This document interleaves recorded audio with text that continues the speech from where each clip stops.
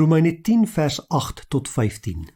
Nee, die skrif sê, naby jou is die woord, in jou mond en in jou hart.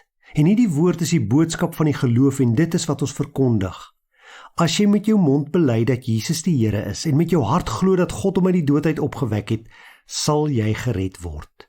Met die hart glo ons en ons word vrygespreek en met die mond bely ons en ons word gered. Die skrif sê tog, niemand wat in hom glo sal teleurgestel word nie. Niemand nie. Dit maak dus geen verskil of 'n mens 'n Jood of 'n Griek is nie, want dieselfde Here is Here van almal en hy seën almal wat hom aanroep ryklik. Want elkeen wat die naam van die Here aanroep, sal gered word.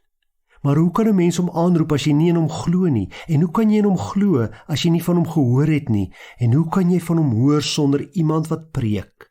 En hoe kan iemand preek as hy nie gestuur is nie? Daar staan ook geskrywe, hoe wonderlik klink die voetstappe van die wat die goeie boodskap bring. 'n vraag wat ons baie keer lees, mense in die Bybel gevra het, en 'n vraag wat ek hoop jy ook al vir jouself afgevra het in jou lewe is, wat moet ek doen om gered te word? En Paulus kom gee in Romeine 10 vers 9 vir ons 'n duidelike en 'n maklike antwoord. Hy sê, bely met jou mond, Jesus Christus is die Here, en glo met jou hart, God het hom uit die dood uit opgewek. As jy dit doen, kan jy verseker weet, jy sal gered word, jy het die ewige lewe. Want sê Paulus en dan haal hy Jesaja 28 vers 16 aan, niemand wat in God glo, sal teleurgestel word nie. Niemand wat hulle geloof in Jesus Christus plaas, sal teleurgestel word nie. Jy sien, 'n mens kan nie 'n geheime Christen wees nie. Mens kan nie net in jou hart glo, maar nooit praat oor God en nooit met jou mond bely, Jesus Christus is die Here nie. Die twee gaan hand aan hand. As jy vir die Springbokke skree, sal die mense rondom jou weet, jy is 'n ondersteuner van die bokke, of vir watter span jy dan ook al ondersteun. Want die oomblik as daardie span op die veld draf, die oomblik as hulle 'n 3 druk of punte aanteken, dan sal die mense rondom jou weet jy ondersteun hulle, want jy gaan vir hulle skree. Net so kom sê Romeine 10 vir ons.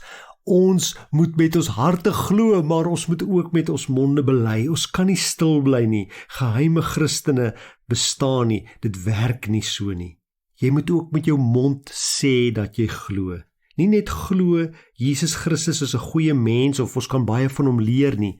Nee, ons moet glo, Jesus Christus is die Seun van God. Hy is God self. Hy is ons verlosser. En ons moet glo, hy het uit die dood opgestaan. Die graf is leeg. Mense besoek helde en bekendes se grafte, né? Lank na hulle dood. Ons besoek nie Jesus se graf nie, want hy leef vir ewig. Hy het opgestaan, hy sit aan die regterhand van God die Vader. Kom ons glo dit met ons harte, kom ons bely dit met ons monde. Here, ek bely vandag dat U die Here is, dat U my verlosser is, dat U die Seun van God is, wat mens geword het, wat gesterf het, maar ook uit die dood uit opgestaan het en die dood oorwin het. Baie, baie dankie daarvoor.